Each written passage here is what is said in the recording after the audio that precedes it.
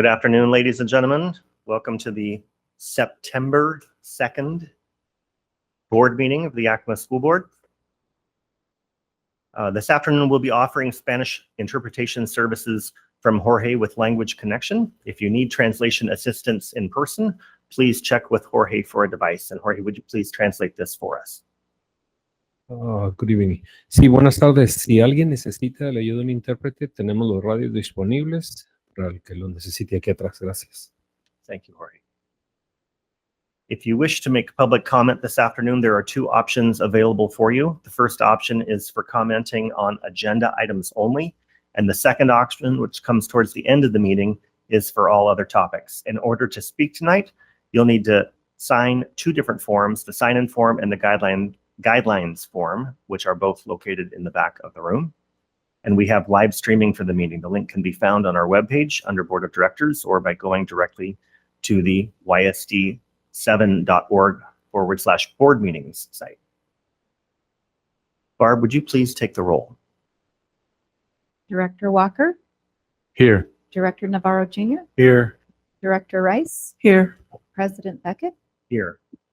and Vice President Villanueva is unexcused.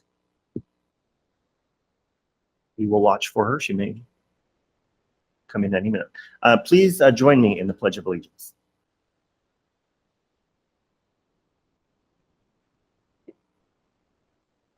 I pledge allegiance to the flag of the United States of America and to the republic for which it stands, one nation, under God, indivisible, with liberty and justice for all. September's character word is respectful, valuing and showing consideration for the feelings, rights, and traditions of others.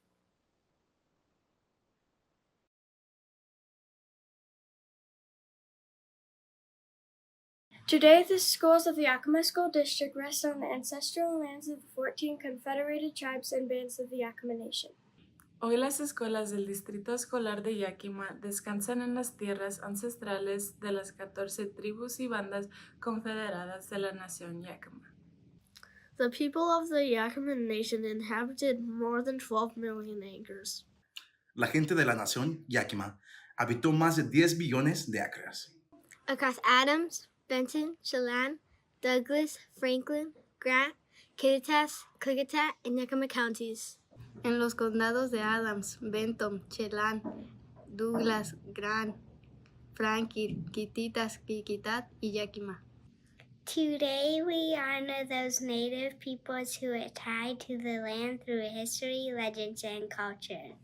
Hoy honramos a estos pueblos originales que están vinculados en la tierra a través de historias, leyendas y culturas. We acknowledge our descendants who live in the world today. Reconocemos a sus descendientes que viven en el mundo de hoy. We thank the caretakers of this land who have lived here and continue to live here since time immemorial. Agradezcamos a los guardianes de la tierra quienes han vivido aquí y continúan viviendo aquí desde tiempos inmemoriales. An acknowledgement is a simple, powerful way to show respect. Un reconocimiento es una manera simple y poderosa de mostrar respeto. And a step toward correcting the stories and practices that erase indigenous peoples' history and culture. Y un paso hacia la corrección de las historias y prácticas que borran la historia y la cultura de los pueblos indígenas. It also honors the truth. También honra la verdad. As a school district, we will continue to build upon our relations with the Yakima Nation. Como distrito escolar, continuaremos fortaleciendo nuestras relaciones con la nación Yakima. To begin our meeting, we have a report to the board regarding the strategic plan refresh with Henry Sampson, Andy Gonzalez, and Dr. Green. Dr. Green, would you like to handle the introductions?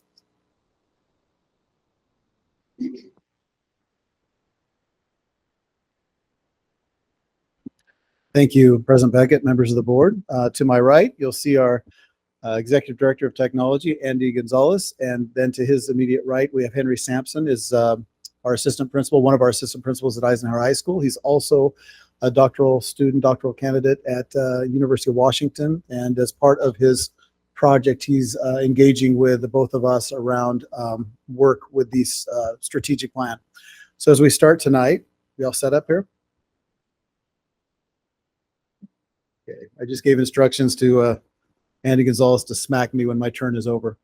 So I am going to frame the presentation today and then turn it directly over, and I'll have a seat here in just a moment.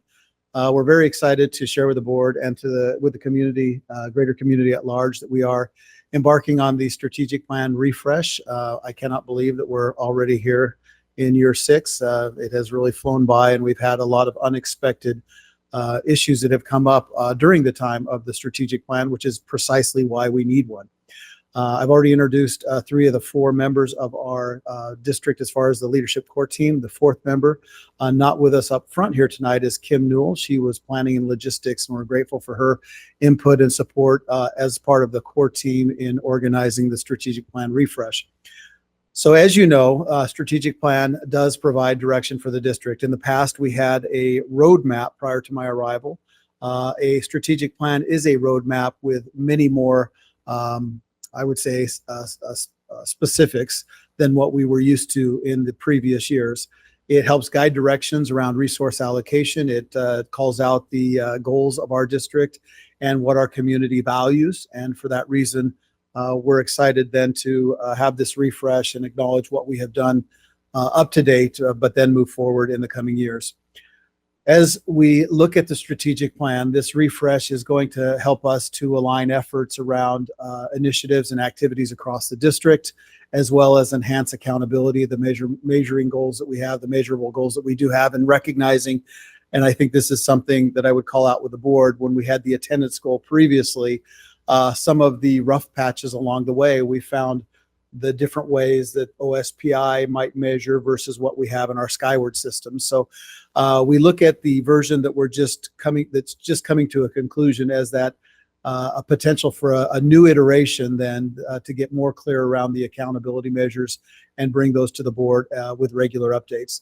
Also, we know that strategic plan work and fosters community engagement, and we have several people that will be involved in this new refresh, and one of my colleagues here behind me will go into greater detail around that component.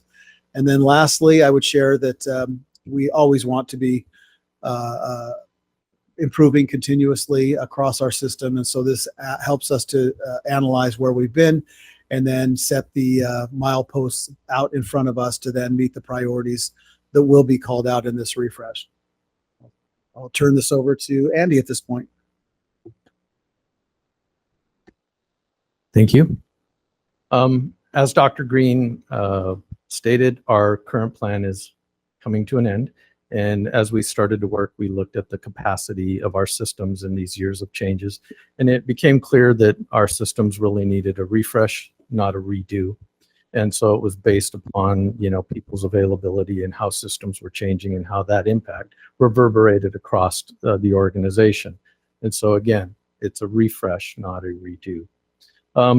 But our current strategic plan, though thoughtfully constructed and intentionally done, is very dense, and it's very hard to connect with it. I think anybody who has worked with it would agree that it's hard to really remember any of it in any time when you're in the buildings working with it, or here at the board level or in the community level. It's hard to engage with it. And so we set 4 goals for the revision. One was to simplify it and make it connectable for all stakeholders, students, parents, community members, staff. Everybody had to understand it, and it needed to be in terms that worked for everybody. Reflect our professional practices. It'd been created pre-pandemic, and coming out of the pandemic, we were not the same organization. We had a lot of change in our organization, PLCs, and we needed to reflect the high quality teaching and learning strategies that are now fundamental to what we do. And then update data and metrics and improve measurability. One of the things as we went through and analyzed the current strategic plan is that our goals were lofty, and taking metrics from like 67% to 95% weren't necessarily things that were going to happen in incremental movements, and we needed to really define those in ways that the board could actually see whether we were moving in the ways that we stated we were going to do. And then the last one was amplify student voices, as the hard work that had been done by the students in the past to create and bring to fruition the student voice policy. It was important to acknowledge that in our next iteration of the strategic plan. The next thing that we did was really look at our goals, and we noticed that goal 5, our graduation goal, needed a little bit of adjusting, because it's really not a goal, it's an outcome, and shifts toward more integration of what we do. And it's a graduation, college and career readiness, and life readiness. And what it is it reflects that all these goals are interconnected with this outcome. And so we moved it from a compass goal to actually the North Star, that everything feeds into, and the results and outcomes. It should be the overarching work that happens to bring students to college and career readiness. And so one thing that will change is we'll go from 5 goals to 4 goals.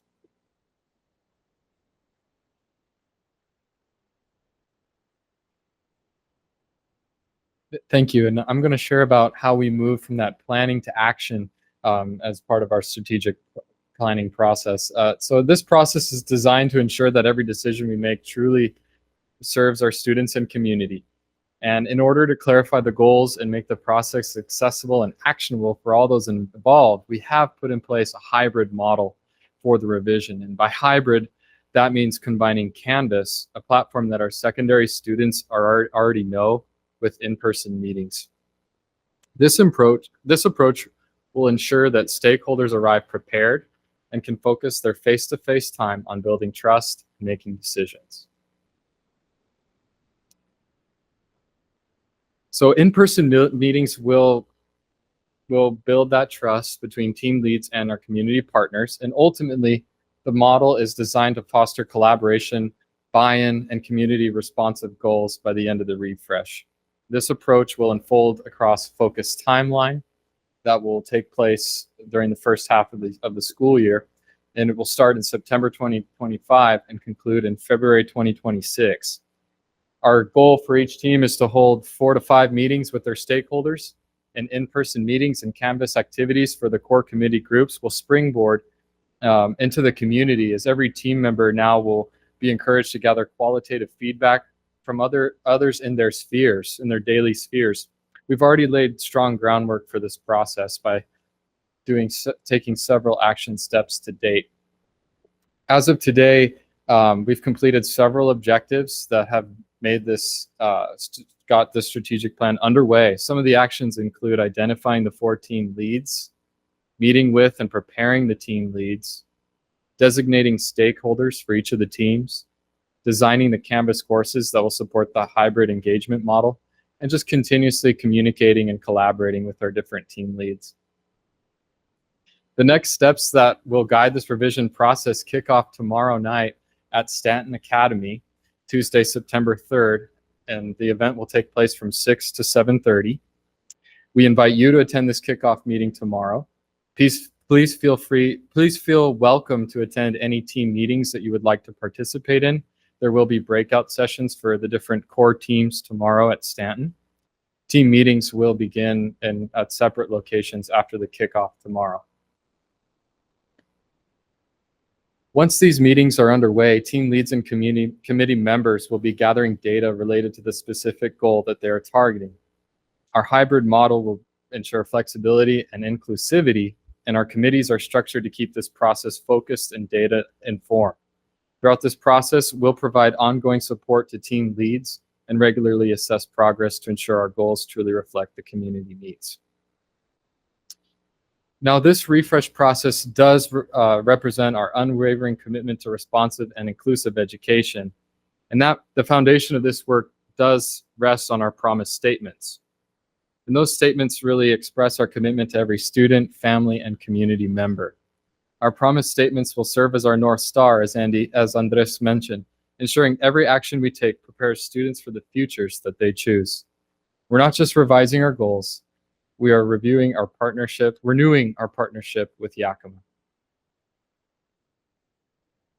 So please review some of the following draft statements that are included on the slides. These will be shared with you, board members, on a Google form where you will be asked to vote on your favorite promise statement and make any comments on the language or suggestions to the language that you see there. Thank you for your time and attention to this important preparation step for the next phase of our instructional and operational alignment in Yakima. Do you have any questions for our team? First and foremost, I want to say thank you to both Andy and Henry for coming back today. For those of you who don't know, they were scheduled for our retreat to do this presentation.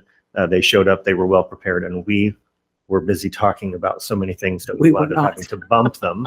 So we apologize for the delay and the round two, for lack of a better phrase, but appreciate you being here today to get this conversation started. Does anyone have any questions?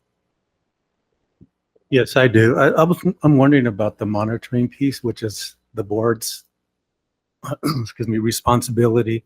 So, you know, we talk about when we monitor, we talk about making reasonable progress, meeting the goal or not meeting the goal, or compliance, not compliance. So I'm just wondering, have you guys thought about how we can actually monitor that? Because as I've mentioned in the past, and this is really loud, that what does that mean, right? What does reasonable progress mean? Does it mean 0.5, a 0.5 percentage increase? Does it mean, what does it mean? Does it mean 5 percentage points, 10 percentage points? Does it mean that we did better than last year, or that we're making self-movement? So I looked up a definition of what reasonable progress means, and it says demonstrating steady, noticeable, and acceptable advancements toward a specific goal. And so I'm just wondering if you guys thought about that, how you can make our job easier in determining reasonable progress, and we're actually, you know, advancing towards that 65 or the 85 or the 95%. So when working with project leads, we discussed attainable, and that definition of, you know, in a SMART goal, attainable, that the goals have to be attainable for them to really matter. And as far as how that would happen at your level, we are committed to creating data dashboards once those structures and that information is moved to assessment, to make sure that you have a way in which you can easily digest that data, where you can visualize it and work with it in a way that it makes sense. And you can see that incremental change rather than these large swaths that our current strategic plan calls for. So I think there's two things to consider. One is the actual percentage. Are we making progress, right? The other thing is to determine that reasonable progress is to determine what if there's a situation, COVID, if there's different situations that arise, or what is the area that we're looking at or monitoring that could provide us additional information. It might be the ends reports, or might be some other type of reports that we provided to kind of balance that progress, rather than just look at the percentage increase. I agree, and I think that's what a dashboard facilitates. You'll be able to look at it and progress monitor, and then have those questions, and we can work as teams to bring that other information forward that may give a situational awareness of what was happening and why the data looks the way it does. May I add? I'd like to share that the refresh process will involve also the measurements, and so we can't share exactly what they would be right now, because that would be inauthentic, as we haven't brought the groups together to have those conversations. However, we are very aware as a cabinet, the perspective around wanting to see that the growth and more than a small percentage. And I think what has been very helpful over the last several months is having Dr. Lucero now as part of our cabinet, and the emphasis around the growth of our students. And that's something that we have not demonstrated to the board in a way that was very easy to understand. And so I don't know if, Maria, would you be able to talk a little bit about growth measurements and what that could possibly look like, knowing that we still have to have these conversations with the committees and see where they would go as far as the measurements that they would want to see. Hello. I think what I will specifically speak to is math, for example. You are aware of what our math data has looked like. And so in collaboration with our leadership, we have crafted a district-wide math goal. So you're mentioning percentage. Something that we're working towards is, what does that actually mean in terms of students? How many students would it take for each of our schools to show growth and proficiency to meet a district-wide goal that is attainable? And so like Andy mentioned, we've set these goals that really have not been achievable or attainable. So what is something that is reasonable considering where we currently are with our math progress? What would it mean for each individual school's lift in terms of students to meet an overarching district math goal? And that is what we're currently working towards.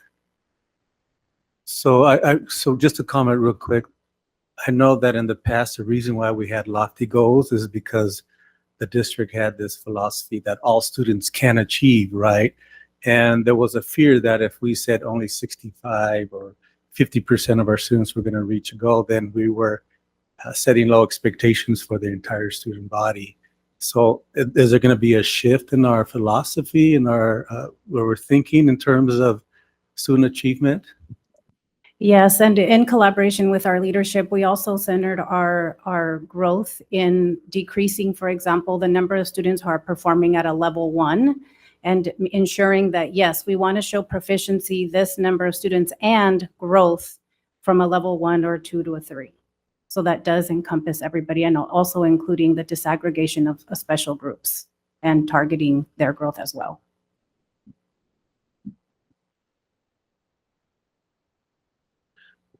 I'm glad to see that student growth has been a part of your discussion.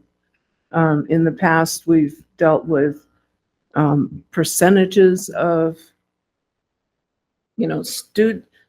so many percent points of students have reached whatever the level is. Not sure that that accurately reflects what our students achieve and are capable of achieving. So I'm glad to see that that's part of your discussions. And then the other question I had was, well, there are probably several questions in this, but the structure that I heard you describe is that you have a layer of team leads, and then you have committees. And the committees are made up of what? What is the makeup of a committee? Each goal lead was given a charge to create a diverse representation of our community, students, teachers, educators, community members, to make sure that we were capturing all the voices that are important to the work we do. So you'll include parents in that Yes. description as well? Community members, parents, yes. Okay. Mhm. All right. So before it comes to the board in a kind of a semi-formal way, in a draft form, the committees will have done their work. Correct. The team lead, well, I guess I'm not understanding what the role of the team leads are. We broke the strategic plan into the goal areas and assigned leads, the people closest to the work at central office, but also in the trenches, to work around that. I think maybe for clarity's sake, if we go back into the original strategic plan, it was a process where we brought the entire community together in a massive room over multiple months, an entire day, each session. And everybody was learning about all of the goals, and it was a collective effort with the entire community around all 5 goals. The refresh is different in that we have divided them into these 4 separate buckets. And the people involved with the refresh will only be able to be part of one of the goals. So we're becoming much more specific around the target, and then we reach out from there to, we can still have surveys, reach out and involve others beyond that group. But the difference here is that each of the core team leads for those goals will have their own committee and focus on that goal with their expertise, which we called out, and that's how we identified the team leads around those 4 goals. Is that helpful? It is. And then I guess for now, the last 2 questions are, will the board receive interim updates, reports, status, whatever word you want to use for the progress of the strategic plan committees? What the board wants, the board gets. So I will meet with President Beckett, and I would challenge or ask very politely President Beckett to just be thinking about what those updates could look like as far as how often. And we would be more than happy to maybe have one goal presented each month, potentially, or whatever you would like as a board. So we'd be happy to do that.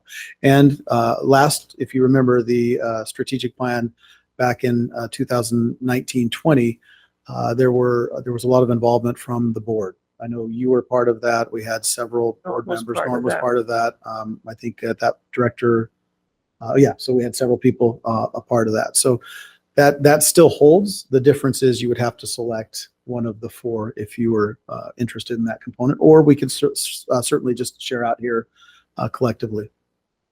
And then the last question, and I promise this is the last question. If I think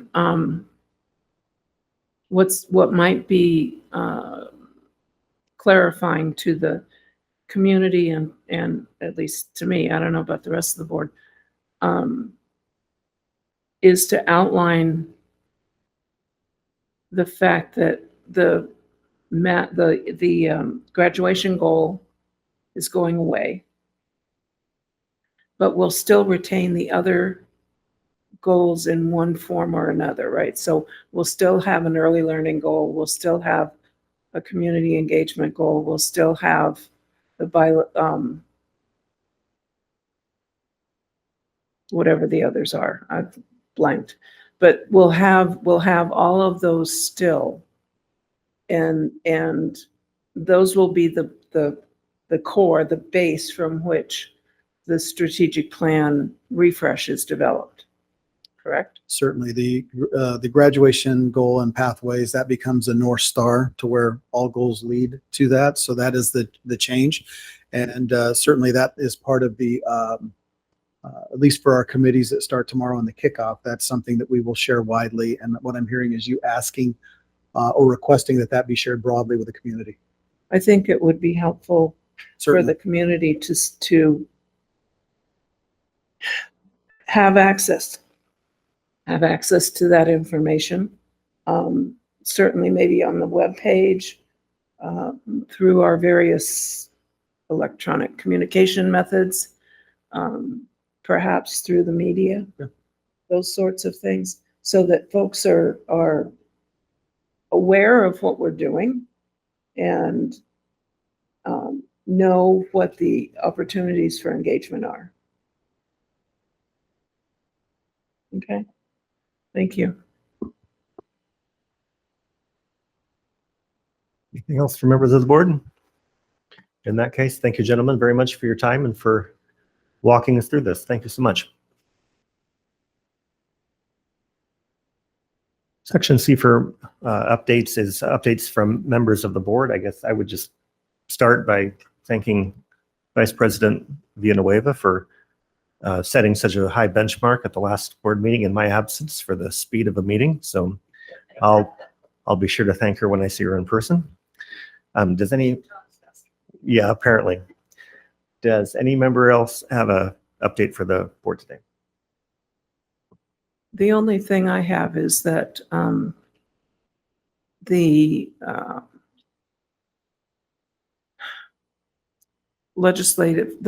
the legislative, the General Assembly, thank you.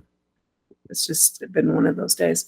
The General Assembly is scheduled for the 19th and for that Friday, whatever that Friday is, or Saturday. It's only one day this year and it's virtual. So I'll be getting the booklet here any day now, and I'll forward that to you, to the rest of the board for prioritization for us, for our board, and would ask that come back before the General Assembly. And to clarify, I just want to confirm that we registered for that. Have we registered for General Assembly?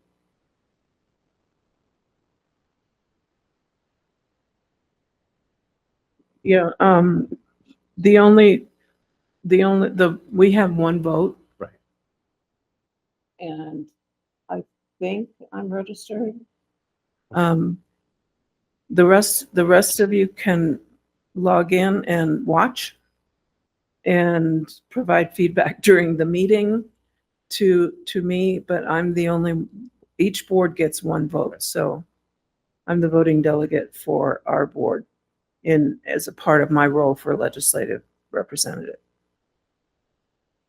And just so you're aware, there is one issue that came out of resolutions committee that we were to vote on as a committee. We didn't get a quorum, so that it's a change in one of the standing platform. So that will come up in General Assembly, but it will not have a recommendation from the committee. So I'm just informing you that the committee does want a yes on that, but that we didn't have a quorum, so we couldn't put that out publicly. Okay. Just you can vote on that in the General Assembly. Right. I appreciate that it's virtual this year. First of all, we get a lot of participation from much smaller districts or remote rural districts who can't make it to a large conference in either Spokane or Seattle and don't have the funds to allow for that. So this way everybody can participate. Now, whether they will or not is another issue, but I'm looking forward to it. Well, as always, thank you for participating in those for us. Appreciate that very much. Anybody else from the board? In that case, Dr. Green, we'll have a superintendent's update next. Thank you. We have just completed the 4th day of school. We're very excited about where we stand thus far, and we're so grateful to the community for the efforts that they put forward on behalf of our students. I'd like to start with just the kickoff that we had last week, and I wish that Director Villanueva were here because she was able to give the kickoff message from the board, both in the morning and the evening. In the afternoon session, we did have a video that was shown around inclusionary practices. It's a documentary which is called Forget Me Not, and we were able to, this is part of the work that we engaged with as with the Balmer Group and the University of Washington around inclusionary practices, and we're able to have the director and his wife who stars in this documentary be a part of answering questions and really grounding us in efforts around what it means to be an inclusive system. It was very well received in the morning session. It was well received in the afternoon session. I think the greatest excitement came from, understandably so, the elementary level, where we had worked extensively with our principals at the University of Washington and the Balmer Group. So we saw, and I heard some really great feedback from our teachers and staff members around what it meant to them and how we're recognizing in a more overt fashion where we are and what we can do to support all of our students across the board. We had a couple of hiccups throughout the week, obviously. There are things that happen. We did have a power outage at one of our schools, so that tested some of our response times and what we can do to deal with issues that do come up from time to time. We were able to recover power. That was at Adams Elementary, and some of our students were able to eat outside and have kind of an adventure. So it's nice when moments like that are a crisis for an adult turn into a memorable moment for a student. And I'm sure that that will be the case here. So kudos to our custodians, our teachers, our cooks, and everybody else that was involved in navigating that issue. I'd also touch upon the wonderful, I would say, donations or the service-oriented approach by our Rotary clubs in town. We did have Downtown Rotary that gifted school supplies, a backpack with school supplies, and also for the first time, a teacher backpack for the staff member. So that was, I received some wonderful messages from teachers who really appreciated that, and a tip of the cap to Downtown Rotary. This is the third year that they've been involved in selecting a school, and it was pretty powerful to see the president of Downtown Rotary, Sherry Beisel, who had graduated from McClure, attended McClure, go back there and be a part of that. So we're excited about that as well, and continuing to build those bridges in our community.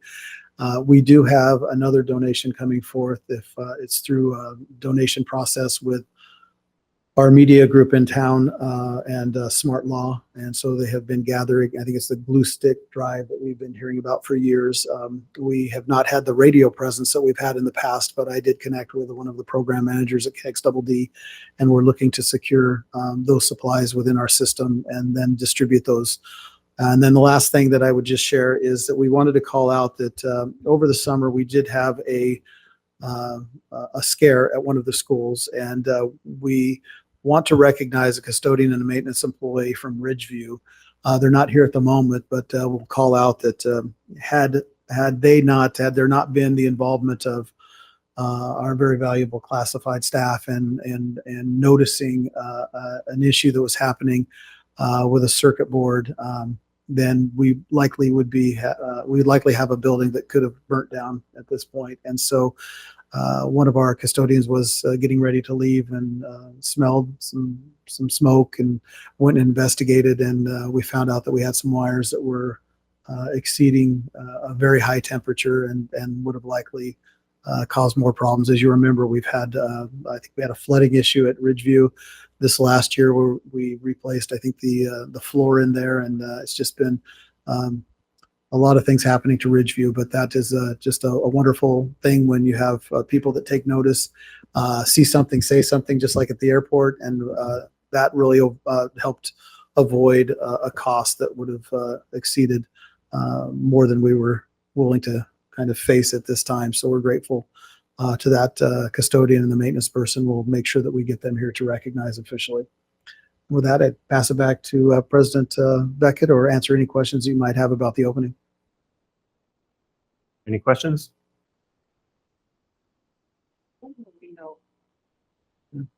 When will we know attendance numbers, at least the beginning of school attendance numbers? On the 8th. On the 8th, yes. And I want to thank in advance. Like next week? Yes, Okay. the 8th of September, yes. And then we'll make sure that we have updates on that on about a 2-week basis thereafter. So I'm looking over at Erin Thomas. You've given me the opportunity to thank her publicly for the work that she puts in on behalf of making sure that our numbers are accurate. And we get those out on a every other week basis to our entire school system. So we'll include you in that process so you have those bar graphs and can monitor the way that we're measuring in Skyward. If you remember, we have the OSPI way of monitoring, but we're looking at daily attendance across the board, and we can break that down and for you as well, and will. Thank you. Okay, we have a lengthy list of items under the highlights for community engagement this afternoon. Is there anything specific that you'd like to point out, Dr. Green? There is an attachment in board docs for the board members as well.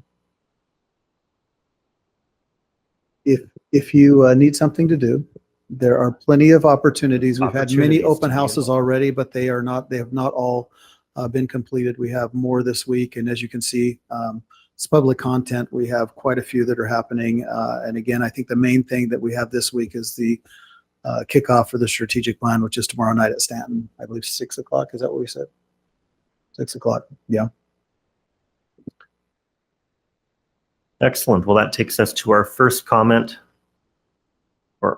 section for members of the public to comment on agenda items. Do we have anyone signed up for comment today? Not yet. Okay. Thank you very much. Then we'll start our approvals process with number 1. This is the collective bargaining agreement. And am I turning this over to Mr. Marietta or to Dr. Green? Anthony? Thank you. Thank you. Thank you.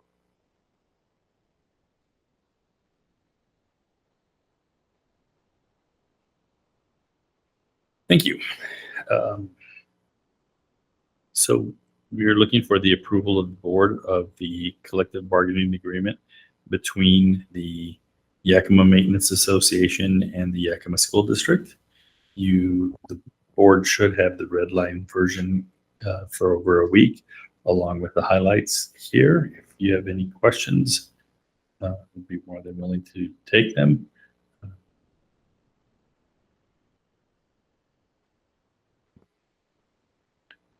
Any questions from members of the board before we move to the action item? Just more of a comment. Thank you, Anthony, for all of your work and that of your team for bringing us this this agreement, and the members of the bargaining team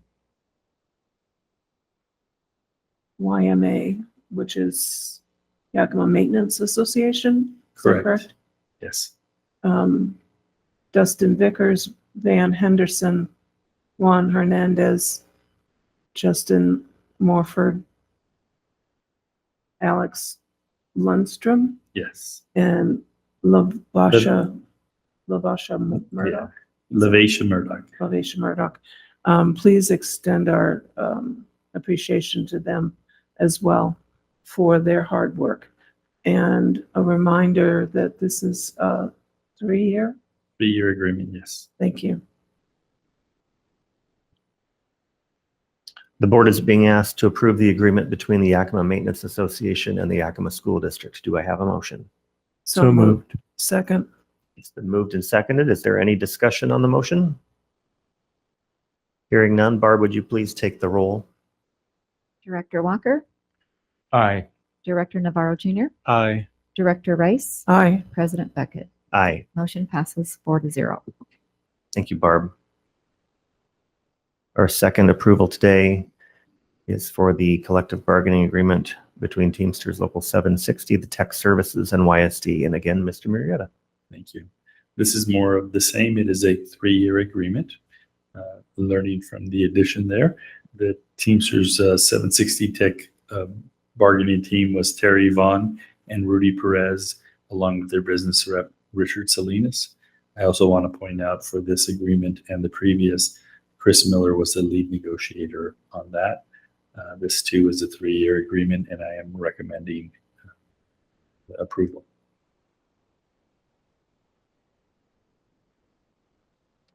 The board is being asked to approve the agreement between Teamsters Local 760 Technology Services and the Yakima School District. Do we have a motion? Second. We have a motion and a second. Is there any discussion? Hearing none, Barb, would you please take the roll? Director Walker, Aye. Director Navarro Jr., Aye. Director Rice, Aye. President Beckett. Aye. Motion passes 4-0. Thank you, Barb. Thank you, Anthony. That brings us to our second opportunity for public comment on any other topic. Do we have anyone signed up for Open mic. No, okay, thank you. Then with our policy governance section, the first section is regarding policy 1000.4.0, the global governance management connection. That is linked in your board docs, and it can be reviewed online through our policy section.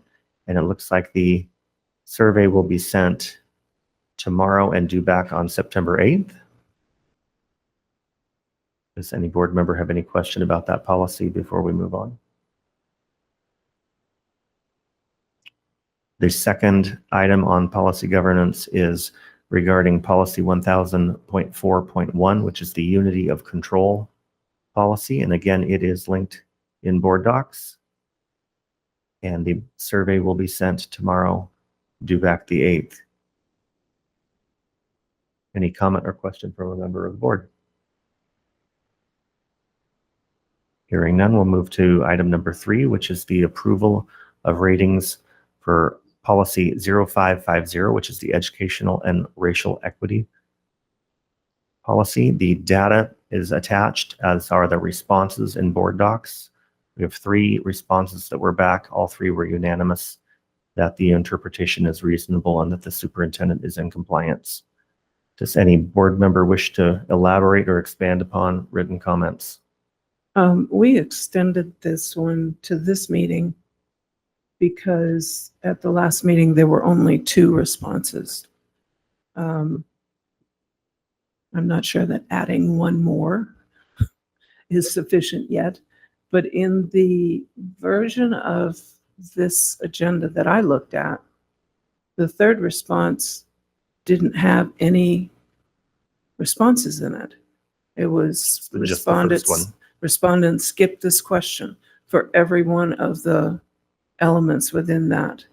I don't know if that's still the case or if the respondent really did skip all of the elements and then not provide any rationale for doing that. Given that, I would like to suggest that we move this to maybe the business meeting. Our next meeting is, I think, the business meeting. So we can get a full response from the board. And because this is one of our ultimate policies, in my opinion. And well, I'll leave it to the members of the board. I would counter that no response is in fact a response. We see that in the private sector every day. And we've had ample opportunity if board members wanted to elaborate or to respond. They've been emailed 3 times, I believe, 4 times. Thank you, Barb. And if they choose to do so, they can choose to do so. And if they choose not to, that's up to them. I guess if there's no response, I'm not sure what message that sends to the rest of the board, first of all, and to the community in general. Does it mean that the board member supports the policy, doesn't support the policy? And as far as the one that's in the version that I saw, where the respondent signed in and then skipped all the questions, I don't know what that tells me either. Whether the board member supports that element of the policy or doesn't support it. I don't think that doesn't tell me what I need to know in order to respond to the discussion around this particular policy. So, well, we need a motion if you want to make a motion to expand it. Otherwise, I would stands as it is. I would move that the discussion on 0550, which, or 05. I think that's right, yeah. 0550, the equity policy, be tabled for this meeting and extended to the business meeting. Is there a second? Second. Any discussion on the motion? Okay, I would say I was one of the board members that didn't respond, and I've been, for the last month or so, I've been in places where I haven't had access to or connectivity. So, and this does take some thought and some time to monitor, to evaluate. So I can say that it's not an issue whether I support it or not. As the board knows, I do support some parts of it and others I don't. And so it's more of an issue with me with time and being at the right place at the right time or wrong time, so to speak. okay, we have a motion to extend it until the business meeting in September. Any other comments? You know, all in, I guess, Barb, I'll ask you to please take a roll call vote on this, please. Director Walker, Aye. Director Navarro Jr., I would say nay. Director Rice, Aye. President Beckett. Aye. Motion passes 3-1. We will revisit in September. Thank you. Dr. Green, do we have need for executive session this afternoon? We do not. I have one request so for clarification of the Go item. for it, absolutely. So it takes a village to help the superintendent at times, and it's been pointed out to me. Thank you, all of you out there who texted and others who nudged me. Costco also donated backpacks, so I wanted to call that out. I'd missed that. At which school? Martin Luther King. Of course, our past principal at Martin Luther King would definitely call that out. So thank you, Dr. Lucero.